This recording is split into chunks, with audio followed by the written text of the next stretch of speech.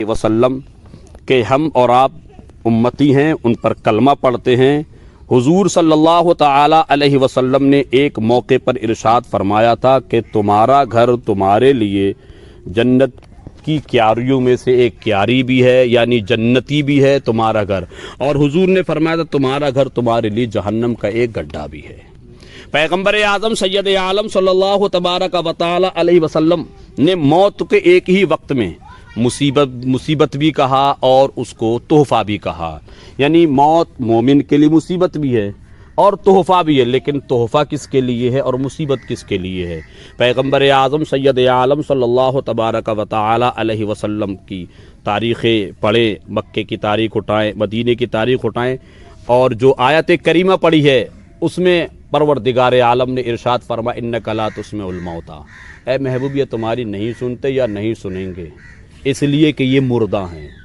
آپ تاریخ مکہ کو اٹھائیں، پیغمبر اعظم صلی اللہ علیہ وسلم مکے کی گلیوں میں، چوراہوں پر اسلام کی نشر و اشاعت کے لیے، اسلام کی تبلیغ کے لیے محنتیں کر رہے ہیں، مشقتیں کر رہے ہیں، بازاروں میں جا رہے ہیں، جہاں چند لوگ ملتے ہیں، حضور صلی اللہ تعالی علیہ وسلم لوگوں سے ارشاد فرماتے یا ایھا الناس قولوا لا الہ الا اللہ تفلحون انی رسول اللہ، اے لوگوں کہو کہ اللہ کے سوا کوئی معبود نہیں ہے، تم اگر یہ کہو کہ اللہ کے سوا کوئی معبود نہیں ہے لعلکم تفلحون، تم کامیاب ہو جاؤ گے، کامران ہو جاؤ گے۔ انی رسول اللہ، یعنی مجھے اللہ نے اپنا رسول بنا کر کے بھیجا ہے۔ مکے کی تاریخ ہے، پیغمبر اعظم سید عالم صلی اللہ علیہ وسلم کے اس ارشاد کو سماعت کرنے کے بعد جن کو اللہ کی توفیق سے کلمے کی دولت ملی، اسلام کی دولت ملی، اس مقدس جماعت کو صحابہ کرام کے نام سے یاد کیا، اور جنہوں نے حضور صلی اللہ علیہ وسلم کے اس ارشاد کو اگنور کر دیا، تسلیم نہیں کیا، قبول نہیں کیا، ان کو مکے کا کفار و مشرکین کہا گیا۔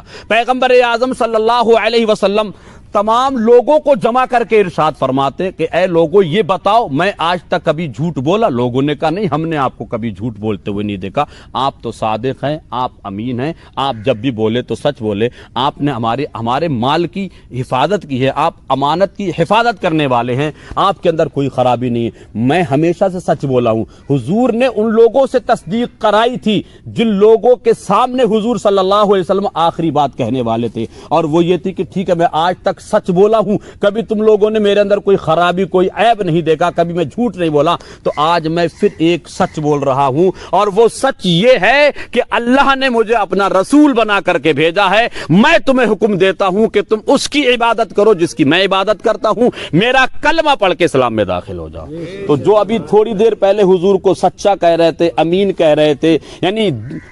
دنیا کے ہر چھوٹے بڑے عیب سے پاک کہہ رہے تھے، بے شک میرے حضور ہر چھوٹے بڑے گناہوں سے پاک اور صاف ہے، اب وہ یہ کہہ کے نکلتے ہیں کہ حضور صلی اللہ علیہ وسلم کے بارے میں کہ یہ پاگل ہو گئے معاذ اللہ، مجنون ہو گئے معاذ اللہ، یعنی اب سے 2 منٹ پہلے سب تصدیق کر رہے تھے کہ ہم ہمیشہ سچ بولے ہیں، آپ نے کبھی جھوٹ نہیں بولا، آپ جب بھی بولے ہیں تو سچ بولے ہیں، آپ کے اندر کوئی خرابی نہیں، لیکن جب حضور نے فرمایا میں اللہ کا رسول ہوں، میری رسالت اور نبوت کا اقرار کرو، جن لوگوں نے اقرار کر لیا وہ جماعت صحابہ کے نام سے یاد کی گئی، اور میں کچھ لوگوں نے انکار کر دیا، جیسے مکے کی سرزمین پر ابو جہل، ابو لہب، امیہ ابن خلف، عتبہ، شیبہ، یہ بڑے بڑے کفار و مشرکین ہیں، حضور ان کی طرف بار بار اصرار فرماتے ہیں کہو یا ایھا الناس قولوا لا الہ الا اللہ تفلحون، تو حضور کی طرف سے اقرار پہ اقرار، کفار و مشرکین کی طرف سے انکار پہ انکار، اسی اقرار انکار کی کش بکش میں بلبل سدرہ حضرت جبریل امین تشریف لاتے ہیں، اے محبوب تمہیں تمہارے رب نے سلام بھیجا ہے، انک لا تسمع الموتیٰ، اے محبوب آپ فرما دو یہ تمہاری نہیں سنتے، یہ تمہاری نہیں سنیں گے، اس لیے کہ یہ مردہ ہے۔ اور اس وقت مکے کی تاریخ پڑھنے پتہ چلے گا ابو جہل زندہ تھا، مرا نہیں تھا، ابو لہب بھی زندہ تھا، کوئی مرا نہیں تھا، یعنی مکے کے بڑے بڑے کفار و مشرکین چلتے پھرتے تھے، لیکن قرآن نے چلتے پھرتے کفار مکہ کو مردہ قرار دیا۔ پیغمبر اعظم صلی اللہ تعالی علیہ وسلم کی طرف جب یہ آیت کریمہ نازل ہوتی اے محبوب یہ تمہاری نہیں سنیں گے اس لیے کہ یہ مردہ ہے، معلوم یہ ہوا کہ پیغمبر اعظم صلی اللہ تعالی علیہ وسلم سے جو لوگ سچا عشق رکھتے ہیں، سچی محبتیں رکھتے ہیں، خدا کی قسم وہ ہمیشہ زندہ و جاوید کی طرح اپنی زندگی گزارتے ہیں۔ حدیث پاک ہے بخاری شریف کی حدیث، اللہ کے رسول فرماتے مثل الذی یذکر ربہ والذی لا یذکر مثل الحی والمیت، یعنی اللہ اور اس کے رسول کے ذکر سے جو دور رہتے ہیں وہ جیسے غافل کی مثال مردہ کی طرح ہے، یعنی جو اللہ اس کے رسول کے ذکر سے دور رہتے ہیں وہ مردہ ہے، اور جو اللہ رسول کے ذکر میں اپنی زبانوں کو سرشار رکھتے ہیں حدیث کی روشنی میں وہ شخص زندہ ہے، وہ جماعت زندہ مانی گئی ہے۔ اب جب مکے میں چلتے پھرتے ابو جہل کو قرآن نے مردہ قرار دیا، اب قرآن پاک کی بارگاہ میں عریضہ پیش کی، مولا چلتے پھرتے ابو جہل کو قرآن نے مردہ قرار دیا، چلتے پھرتے ابو لہب اینڈ کمپنی کے سارے لوگوں کو قرآن عظیم نے مردہ کہا، اے قرآن عظیم ان لوگوں کے بارے میں تیرا کیا خیال ہے جو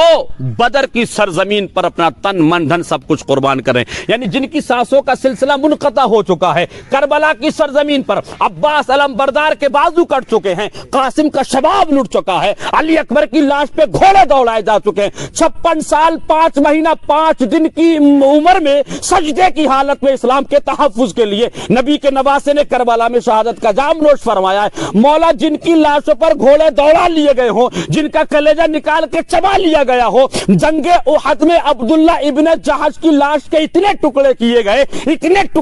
گئے کہ کافروں مشرکوں نے ان کو دھاگوں میں پرو کر کے اپنے اپنے گلوں میں ڈالا تھا۔ اس لحاظ سے قرآن ان لوگوں کے بارے میں تیرا کیا خیال ہے جن کی سانسوں کا سلسلہ منقطع ہے، جو بظاہر دنیا کی نظروں میں وصال فرما چکے ہیں، پردہ فرما چکے ہیں، جن کی لاش پر گھوڑے دوڑا دیے گئے ہوں، جن کے بازو کاٹ دیے گئے ہوں، جن کے حلق پر تیر مار دیے گئے ہوں، جن کی سانسوں کا سلسلہ منقطع ہو چکا ہو۔ مکے میں چلتے پھرتے ابو جہل کو قرآن نے مردہ کہا، لیکن کربلا کی سرزمین پر تو 72 نفوس قدسیہ حضرت امام حسین رضی اللہ تبارک و تعالی عنہ کے ساتھیوں نے اسلام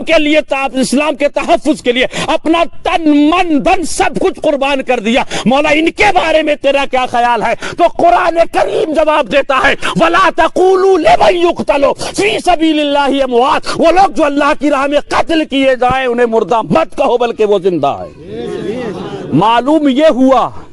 کہ موت اور زندگی کا تعلق ملک الموت کے آنے سے نہیں، جس دن پیغمبر کے غدار بنو گے اسی دن مردہ قرار دیے جاؤ گے، جس دن پیغمبر سے غداری کرو گے اسی دن تمہیں مردہ قرار دے دیا جائے گا۔ لیکن چلتے پھرتے ابو جہل کو قرآن نے مردہ کہا، اور یہاں لاشوں پہ گھوڑے دوڑائے جا رہے ہیں، یہاں پر سانسوں کا سلسلہ منقطع ہو چکا ہے، تو ان کو قرآن عظیم نے زندہ کہا۔ آخر اس کی وجہ کیا ہے؟ تو آپ 2 منٹ کے لیے سوچئے، غور و فکر کیجئے۔ میرا ایمان کہتا ہے کہ پیغمبر اعظم صلی اللہ علیہ وسلم کی غداری نے ابو جہل کو جینے نہیں دیا، پیغمبر کی غداری نے ابو جہل کو جینے نہیں دیا، اور کٹنے کے بعد پیغمبر کی وفاداری نے امیر حمزہ کو مرنے نہیں دیا، امام حسین کو مرنے نہیں دیا، یعنی کربلا کے تمام شہیدوں اور تمام اسلامی جنگوں کے شہیدوں کو پیغمبر کی وفاداری نے مرنے نہیں دیا۔ معلوم یہ ہوا کہ پیغمبر کی وفاداری کا نام زندگی ہے اور پیغمبر سے غداری کا نام موت ہے۔ یہی وجہ ہے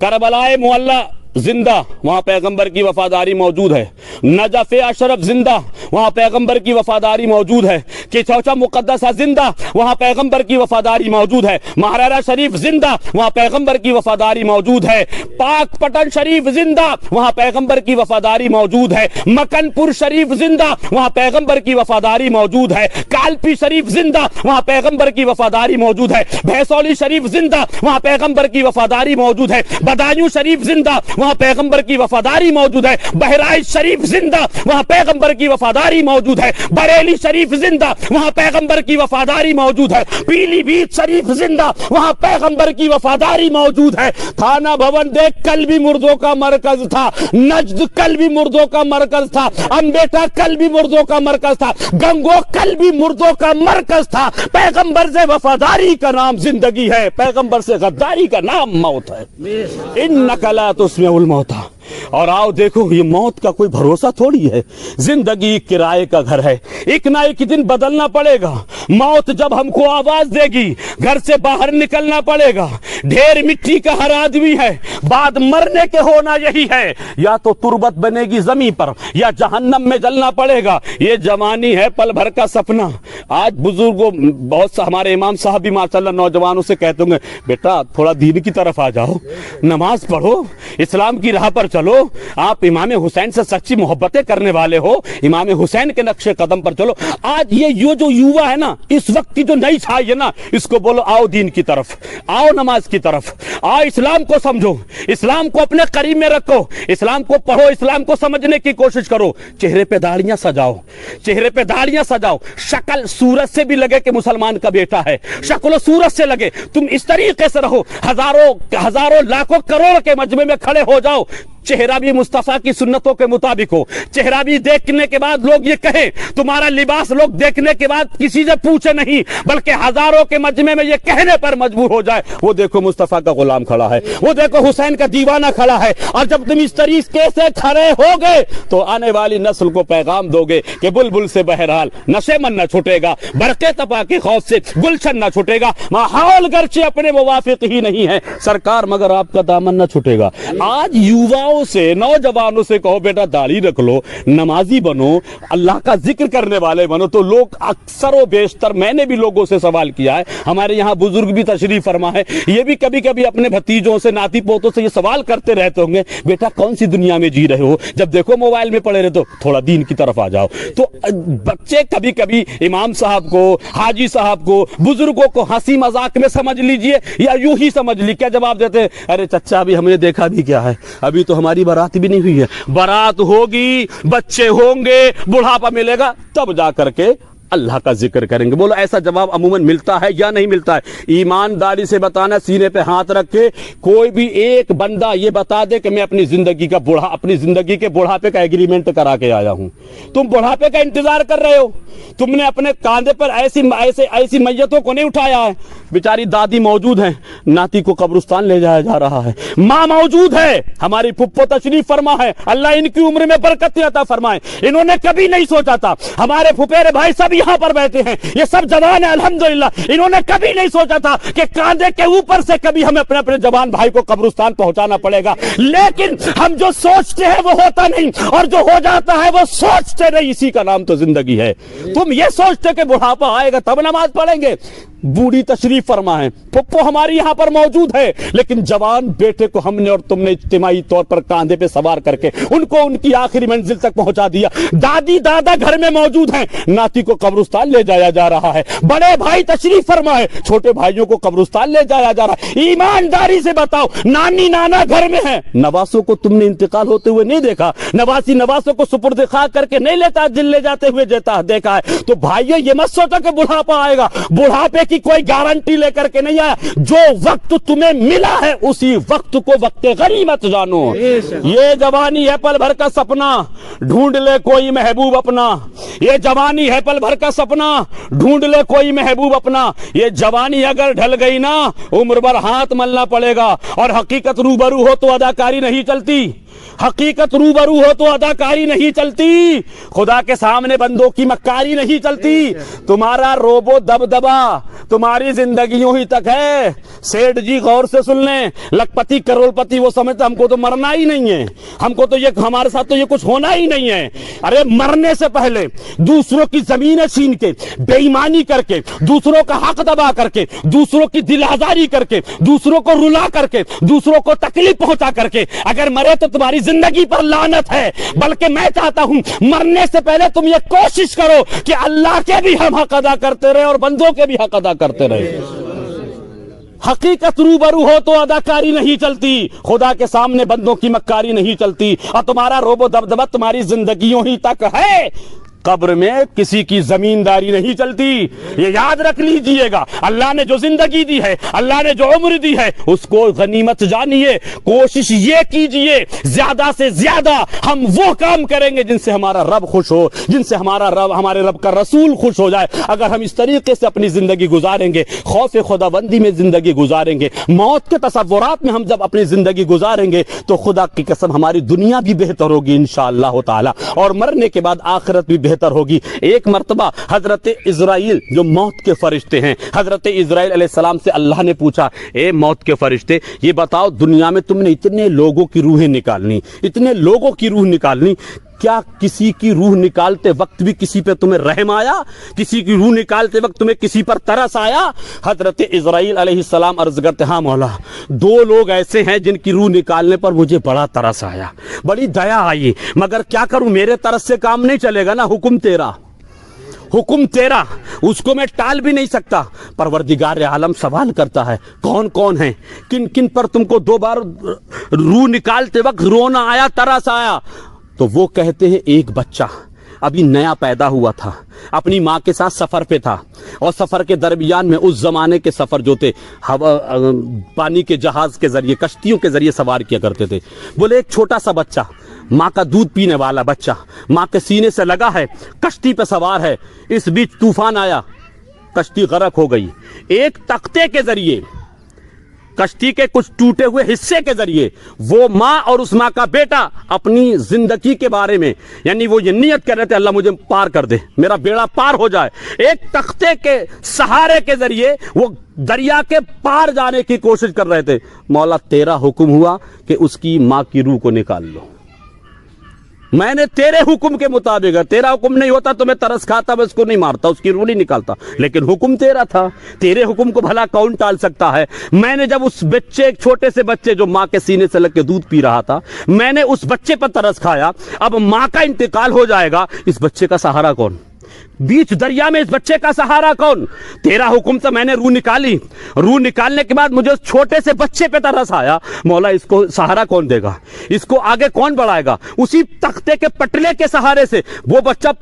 دریا کے پار پہنچ گیا۔ دریا کے پار پہنچنے کے بعد پھر حضرت اسرائیل علیہ السلام سے میرا رب پوچھتا ہے، اور کون تھا جس پر تم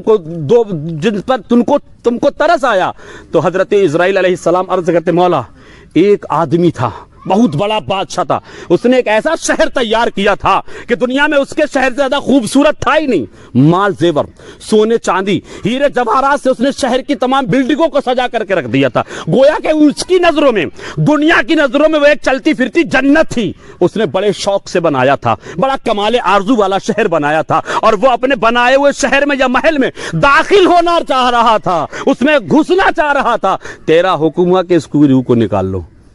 مجھے ترس آ جا۔ اس نے بڑے روپیہ پیسہ خرچ کر کے اتنے بڑے شہر کو جنت کی طرح سجا دیا ہے، دلہن کی طرح سجا دیا ہے، اب بتا اس کی روح نکالی جائے گی، یہ دنیا سے چلا جائے گا، اس کو اپنا بنایا ہوا محل دیکھنے کو نہیں ملے گا، اپنے بنائے ہوئے محل میں داخل ہونے کا موقع بھی نہیں ملے گا۔ مجھے حکم ہو گیا، میں نے روح نکال لی۔ پروردگار عالم نے جب یہ سماعت کیا، ارشاد فرماتا، تم نے ایک ہی وقت میں دو آدمی کی روح ایک بار میں نکالی، یعنی جو تم نے روح نکالی ہے، ایک ہی شخص کی دو بار روح نکالی ہے، یعنی ایک ہی شخص پر دو بار تم کو ترس آیا ہے، ایک ہی آدمی پر تم کو دو بار رحم آیا ہے۔ حضرت اسرائیل علیہ السلام عرض کرتے، مولا وہ کون؟ بولے جو بچہ تم نے، جو بچے کی ماں کی روح نکالی تھی نا، وہ بچہ یہی ہے جس کو دنیا شداد کے نام سے جانتی ہے، یہ وہی بچہ ہے۔ آگے بڑھ کے اس نے بڑی بادشاہت کی، روپیہ پیسے والا بن گیا، اور جب میں نے اس کو حکومت دی، طاقت و قوت دی، اقتدار دیا، روپیہ پیسہ دیا، ہیرے جواہرات سونے چاندی کا ڈھیر اس کے گھر میں لگا دیا، یعنی سب کچھ میں نے دیا، یہ تکبر کی بنیاد پر، غرور و گھمنڈ کی بنیاد پر مجھے فراموش کر بیٹھا، میری اتباع کرنا بند کر دیا، میری نافرمانیاں شروع کر دی، میرے فرمان کی دن کے اجالے میں ڈنکے کی چوٹ پہ کھلم کھلا دھجیاں اڑانا کر دی۔ جب اس نے میری نافرمانی کی تو میں نے بھی، پروردگار عالم ارشاد فرماتا ہے، تو بنانا جانتا ہے لیکن بنے ہوئے مکان میں تجھے داخل کرانا یہ بالکل نہیں ہوگا، تیری روح اسی وقت نکالی جائے گی جب تو یہ سوچے گا کہ اب میں اپنی بنی ہوئی جنت میں داخل ہونا چاہتا ہوں۔ یہ وہی شخص ہے جس بچے کی ماں کی روح نکالی تھی، آج یہ شداد بنا ہے۔ تو بھائیو، موت کا کوئی بھروسہ نہیں ہے، زندگی کو صحیح صحیح طریقے سے گزارنے کی کوشش کرو، صحیح طریقے سے اپنانے کی کوشش کرو۔ سکندر بادشاہ کا بھی نام سنا ہوگا، پوری دنیا آدھی دنیا پہ حکومت کرنے والا سکندر بادشاہ۔ بہت ساری بیماریاں بنی، بڑے بڑے حکیموں نے اس کا علاج کیا، بڑے بڑے ڈاکٹروں نے اس کا علاج کیا، مگر بھائی علاج نہیں ہو سکا۔ اس نے 3 وصیتیں لکھ دی تھی مرنے کے بعد جب میرا جنازہ اٹھایا جائے تو سب سے پہلے میرے کاندھے کو، میری جنازے کو، میری میت کو کاندھا دینے والے وہ حکیم رہیں گے سامنے جنہوں نے میرا علاج کیا تھا، تاکہ دنیا سمجھے جو دوسروں کی بیماریوں کا علاج کرتا ہے، موت پروردگار عالم کا ایسا اٹل قانون ہے کہ اس پہ حکیم کی حکمت بھی کام نہیں کرتی ہے۔ اور دوسری وصیت یہ ہے کہ میرا روپیہ، پیسہ، سونا چاندی سارا میرے قدموں کے نیچے ڈال دیا جائے، تاکہ دنیا سمجھے جب موت آتی ہے تو دولت بھی کام نہیں آتی، موت آتی ہے تو ثروت کام نہیں آتی، سونا چاندی ہیرا جواہرات بھی نہیں آتا ہے۔ اور تیسری وصیت یہ ہے کہ جب میرا انتقال ہو جائے تو میرے ہاتھوں کو باہر نکال دیا جائے، تاکہ دنیا یہ دیکھنے کے بعد یہ کہے کہ واقعی میں جو کچھ ہے وہ دنیا ہی تک رہے گا، خدا کی قسم خالی ہاتھ آئے اور خالی ہاتھ ہی دنیا سے جانا پڑے گا۔ اس لیے بھائی، ہمارے بھائی فریاد حسین، اللہ ان کی بخشش فرمائے، ان کے بچوں کو صبر و تحمل، صبر جمیل اور اس پر اجر عظیم نصیب فرمائے، ان کے تمام پریوار، رشتہ دار، خاندان والوں کو، بالخصوص ہماری پھپھی کو اللہ صبر و تحمل کی توفیق سے مالا مال فرمائے، تمام گھر والوں کو صبر و تحمل کی توفیق سے مالا مال فرمائے۔ ایک جوان میت کا غم واقعی میں قابل غم ہوتا ہے، دل ہلا دینے والے معاملات ہوتے ہیں، کلیجہ چیر دینے معاملات ہوتے ہیں، لیکن اللہ ہمیں اور آپ کو صبر کی توفیق دیتا ہے، صبر جمیل سے مالا مال فرماتا ہے۔ بھائی فریاد حسین ہمارے اور آپ کے درمیان میں نہیں ہے، لیکن کچھ باتیں ہیں، کچھ اچھائیاں ہیں جو اکثر و بیشتر ہم اور آپ ذکر سنتے اور سناتے رہتے ہیں، بیان کرتے رہتے ہیں۔ اللہ کے رسول کی حدیث ہے، اللہ کے نبی فرماتے ہیں جس کی جنازے کی نماز 100 آدمیوں نے پڑھی اس کی بخشش ہو گئی۔ ایک حدیث پاک میں اللہ کے نبی فرماتے ہیں جس کی جنازے کی نماز 3 صفوں نے پڑھی اس کی بخشش ہو گئی۔ اس لیے میں آخری بات یہ کہنا چاہتا ہوں، اپنے کسی دوست، احباب، عزیز رشتہ دار کے یہاں جب جنازے میں جایا کرو نا، میت میں، تو جنازے کی نماز مت چھوڑا کرو، جنازے کی نماز مت چھوڑا کرو۔ میں نے دیکھا ہے کئی جگہوں پر کہ اگر 50 لوگ جنازے کی نماز پڑھیں تو 50 سے زیادہ کھڑے ہیں۔ ان سے پوچھا جا بھائی جنازے کی نماز کیوں نہیں پڑھی، تو کیا یہ ہم کو یاد نہیں ہے، یہ کہتے ہیں۔ اور بعض جگہ تو جہالت کی حد ہو گئی، کہتے ہم تو نہائے ہوئے نہیں، ہم پاک نہیں ہیں۔ بھائی ایمانداری سے بتاؤ، ناپاکی کی حالت میں امام صاحب سے پوچھ لیجئے، ناپاکی کی حالت میں میت کے تمام معاملات میں شرکت کرنا ہی بہت بڑا گناہ ہے۔ تم گناہگار ہو رہے ہو، میت کو تکلیف، تجھے شرم نہیں آئی ناپاک آیا گھر سے، تجھے غیرت نہیں ہے، چلو پر پانی میں ڈوب کے مر جا، اپنے عزیز کی جنازے کی نماز میں ناپاکی کی حالت میں چلا آیا۔ سسرال میں تو بڑا پاک صاف ہو کر کے جائے گا، اور جس کو آخری منزل تک ہمیں اور آپ کو اجتماعی طور پہ سپرد کرنا ہے، وہاں تجھے ناپاک جاتے ہوئے غیرت بھی نہیں آئی، شرم بھی نہیں آئی، اور کہتے کہ ہم کو جنازے کی نماز یاد نہیں ہے۔ ارے میں کہتا ہوں اگر جنازے کی نماز یاد نہیں ہے، صرف جماعت میں شریک ہو جا، صرف جماعت میں شریک ہو جا، دیکھ تجھے کتنا بڑا فائدہ ملے گا۔ اب وہ فائدہ یہ ہے، اللہ کے پیارے رسول صلی اللہ علیہ وسلم کی حدیث پاک کا مفہوم یہ ہے کہ جس کی جنازے کی نماز 100 آدمیوں نے پڑھی یا 3 صفوں نے پڑھی اس کی بخشش ہو گئی۔ اب ہم جس کی جنازے کی نماز پڑھ رہے ہیں، اگر وہ نمازی ہے، متقی ہے، حاجی ہے، پرہیزگار ہے، حافظ ہے، باعمل عالم دین مسجد کا امام ہے، نیک ہے، اور ہم سب پڑھنے والے گناہگار ہیں، تو اس نیک میت کے نیکیوں کے صدقے میں پڑھنے والوں کی اللہ بخشش اور مغفرت فرما رہا ہے۔ اور ہم سارے کے سارے حاجی نمازی ہیں یا ہم سارے کے سارے بدکار ہیں اور ہم نماز جنازہ پڑھ رہے ہیں، اور جس کی جنازے کی نماز پڑھی جا رہی اگر وہ گناہگار ہے، بدکار ہے، بیکار ہے، اور جنازے کی نماز پڑھنے والوں میں کوئی بھی اللہ کا نیک بندہ ہے، اللہ اس نیک آدمی کی نیکیوں کی وجہ سے میت کی بخشش فرما رہا ہے۔ یعنی جنازے کی نماز میں دونوں کا فائدہ ہے، جس کی پڑھی جا رہی ہے اس کا بھی بیڑا پار ہو رہا ہے، اور جو پڑھ رہے ہیں ان کا بھی بیڑا پار ہو رہا ہے۔ حالت وہ خراب کر رہے ہیں جو جنازے کی نماز پڑھنے والوں کو کھڑے کھڑے ایک سائڈ میں دیکھ رہے ہیں، وہ نقصان کر رہے ہیں اپنا۔ اس لیے بھائیوں کو، اپنے دوست احباب کو پیار سے سمجھاؤ، بھائی جان اگر جنازے کی نماز یاد نہیں تو کوشش کرو یاد کرو، اور اس پر بھی یاد نہیں ہوتی ہے تو جنازے کی نماز کو چھوڑو مت، جنازے کی نماز میں شریک ہو جاؤ۔ اللہ تعالی ہمیں اور آپ کو تمام عالم اسلام کے خوش عقیدہ مسلمانوں کو حضور صلی اللہ علیہ وسلم کے صدقے میں، اہل بیت و اطہار کی عظمتوں کے صدقے میں، شہیدان کربلا کی شہادتوں کے صدقے میں، خوف خدا بندی میں اور موت کے تصورات میں اپنی اپنی زندگیاں گزارنے کی ہمت اور توفیق نصیب فرمائے۔ پروردگار عالم میرے بولنے میں کوئی چھوٹی بڑی غلطی خطا سرزد ہو گئی، اس کو معاف فرما کر اپنی بارگاہ میں قبول اور مقبول فرمائے۔ خوب کی سیر چمن پھول چنے شاد رہے، باغ میں جاتا ہوں گلشن تیرا آباد رہے، رہا گلشن تو پھول کھلتے رہیں گے، رہی زندگی تو انشاءاللہ ہم اور آپ ملتے رہیں گے۔ صدق و دل سے کلمہ طیبہ پڑھ لیں، اشہد ان لا الہ الا اللہ و اشہد ان سیدنا محمدا عبدہ و رسولہ وما علینا الا البلاغ۔ السلام علیکم۔